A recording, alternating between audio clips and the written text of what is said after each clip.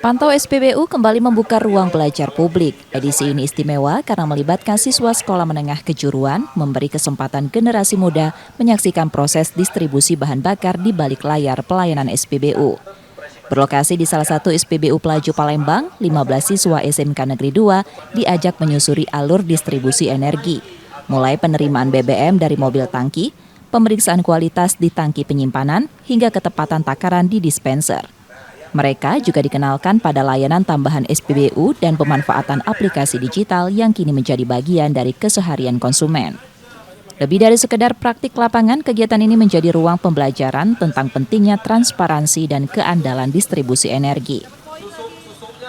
Berikan kesempatan untuk mengetahui dari tata cara pembongkaran minyak sampai mengetahui jenis-jenis bahan bakar yang ada di sini.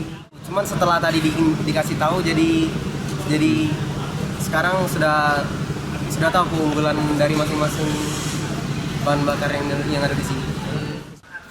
Generasi muda diperlihatkan pelayanan di SPBU tidak berhenti pada aliran bahan bakar ke kendaraan, melainkan melibatkan standar kerja yang ketat demi menjaga kepercayaan masyarakat.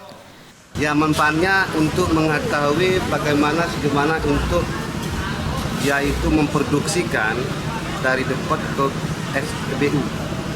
Nah, itu.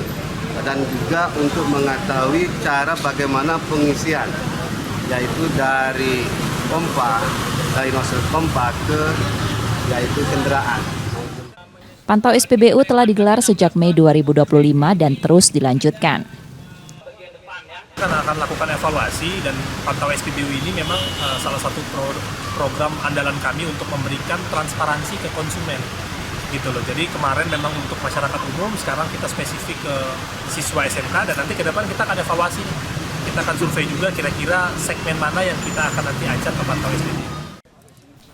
Dengan menyasar siswa sekolah, korporasi berharap edukasi energi ini menumbuhkan pemahaman sejak dini, sekaligus menghadirkan agen-agen muda yang kelak mampu membawa budaya transparansi dan integritas dalam kehidupan sehari-hari.